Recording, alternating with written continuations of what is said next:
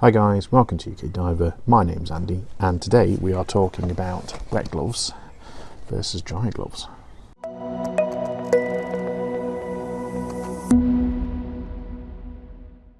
Wet gloves versus dry gloves.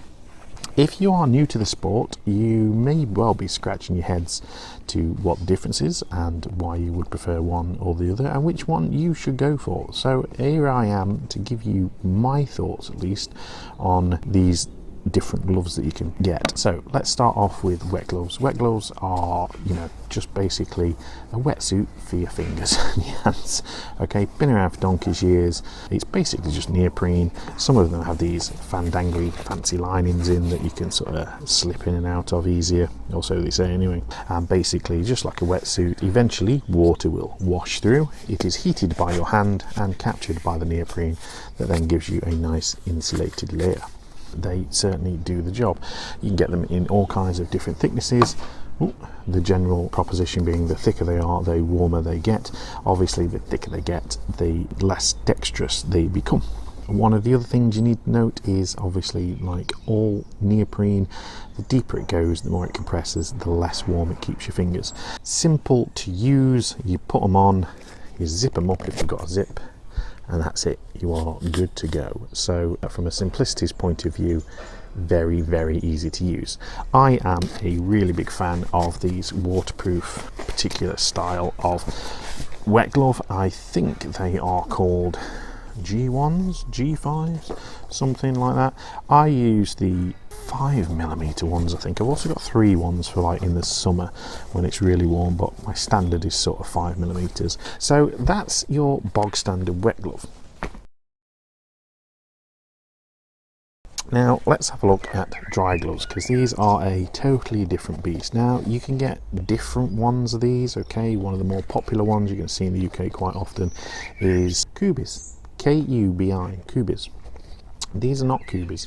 These are a version by Cytec, and the reason I got these is because it's what I could afford when I bought my brand new suit. Now basically the idea with a dry glove is, rather than being the wet suit for your hands, this is the dry suit for your hands, and basically they do exactly what they say on the tin.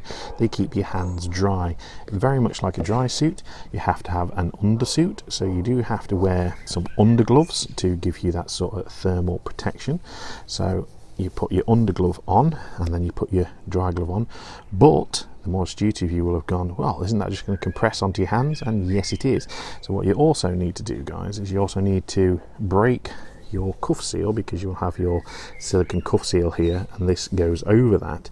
So you have to break the seal on your cuff seal between your main suit and your hand, so it allows you to get air into the glove. And to do that, there are, again, numerous ways to skin a cat. Some people like using this kind of thing, the silicone tubing or something like that. And again, I'll just demonstrate using my watch. So if you pretend that my watch is the silicone seal, it has to go something like that so that air can migrate through into the glove. They're okay, they work just fine actually. I tend to use something a bit simpler, which is just a bit of bungee with a knot in the end, and again all I'll do is slide that under my cuff seal and then do that. So then, I don't know if you can see, there's a little gap in the cuff seal and the air migrates via there rather than, up and through the bungee. So both ways work just as well.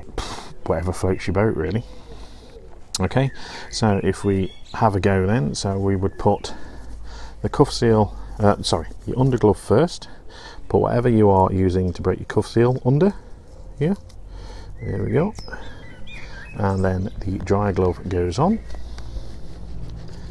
like that, and then obviously that bit connects onto your dry suit and you are good to go.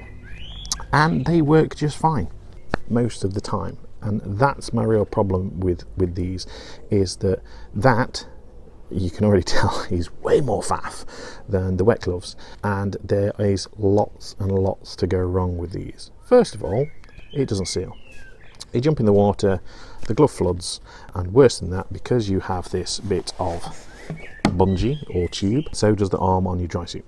Okay, now I'm not saying these leak all the time, it's not very often at all they leak, but when they do, it's a bit of a pain. And not only you've got a freezing hand, you've got a wet arm and so on and so forth, so it's not great. Okay, I've got these big shower gloves on here, which are like the super industrial, you know, chemical resistant. They're really thick and they are pretty bomb proof. Now, if you use the Kubi version of these gloves, the system, you can't fit these because they've got like a cotton lining on the inside and they fit differently, and the cotton lining is where the sealing face should be, so obviously it doesn't seal. So you can fit them, but it does involve making some kind of weird funky jig. My friend Neil did it, and if you watch the Scapper series on Diving with Neil, you'll see he's got some of these on as well. The reason being is the little marigold type gloves you get with Kubis are super thin. He was popping one every dive. He'd come out with a hole in one or the other where he'd touched something or caught something, so he was getting pretty arsed off with having wet cold hands every dive. So he's done it, and it is a bit of a faff. It can be done, but not very easily, not designed to take these kind of gloves. You can get bigger, thicker proprietary gloves for the Cytex, for the Kubi system, that are similar to this, but they are quite pricey. These are like £3.75. The other problem I tend to find with these when I dive with them is it's okay, but when you're in trim, they tend to be at the bottom, so the air comes up and is at your shoulders, where it keeps your shoulders nice and warm, where it normally should be. So to get air into these, you end up diving like doing like jazz hands. And my friend Nat, again, who you see me diving with the Scapper, she uses dry gloves all the time, and quite often you'll turn back to check if she's all right, and she's like this, running air up to her gloves, and it's nice, a nice feeling, because you feel it go up and she's like, oh, that's nice, so warm. But again, as soon as you come back down into trim, whether you trim out this way or whether you do the gooey way and do like the weird Superman, you're not at the highest point, and the air is going to trickle out up your arm back into your shoulders where it should be, and this is going to compress down onto your fingers.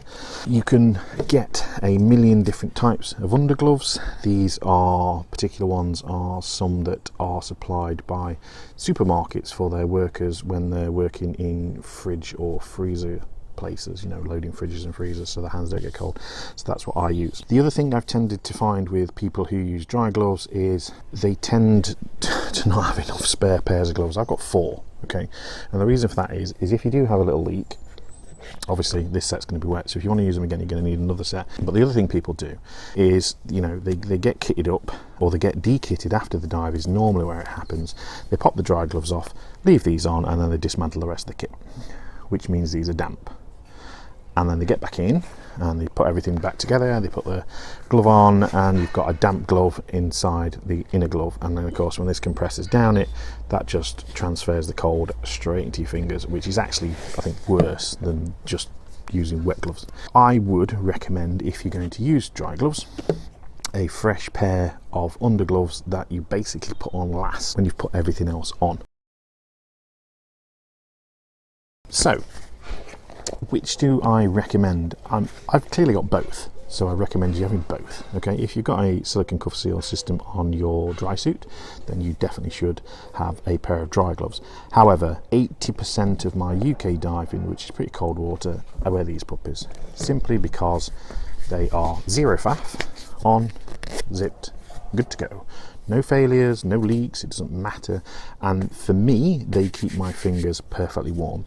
Secondly, with these, much more dexterous, okay, especially as you start going to some depth, it crushes the neoprene down, you'll suddenly feel fine.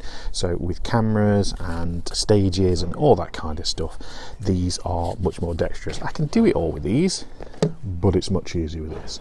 So I am a big wet glove fan. Now when the temperatures get down to silly cold, obviously that's where these bad boys come into their own, but only if you use them right. So dry gloves, yeah, definitely do use something to break your seal, because I've seen people do that as well and go, oh, I'm not going to put anything that breaks the cuff seal, so this is sealed, there's no way to get air into this, and they come out and the fingers are purple. Okay, if you're not going to use these right, don't use them, because that's a stupid thing to do. For me, more faff than they're worth most of the time. I'm quite happy with my wet gloves, but there's definitely a place for them when the temperatures really start getting low. So that's it for me, guys. That's my take on wet and dry gloves. I think both have a place in scuba diving, and if you're a UK diver, you probably want a set of both. But if you disagree or you think I've got it wrong, then please leave any comments below and let's have a civilised chat about it. Other tane that, guys, I will see you in Swanage in a couple of weeks' time, where I should be taking my wet gloves and my camera, and we'll go and video some underwater UK teeny tiny beasties. Alright guys, catch you on the next one.